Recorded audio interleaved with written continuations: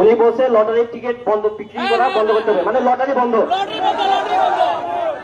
ঠিক আছে, আজকে থেকে এখন থেকে লটারি বন্ধ। এবং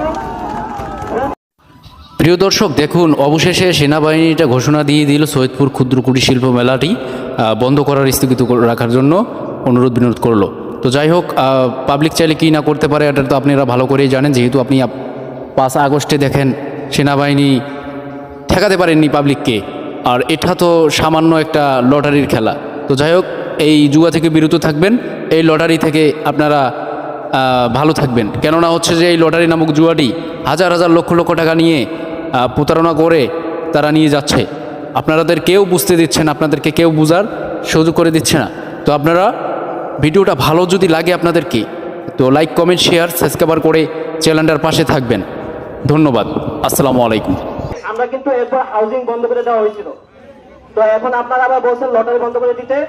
লটারি বন্ধ হয়ে যাচ্ছে, লটারি আর করা হবে না, মেলাটাও খুব শীঘ্রই বন্ধ হয়ে যাবে। ঠিক আছে, সবাই ভালো থাকবেন, ধন্যবাদ। কিন্তু এখন রাস্তাটা ছেড়ে দিতে হবে, ঠিক আছে?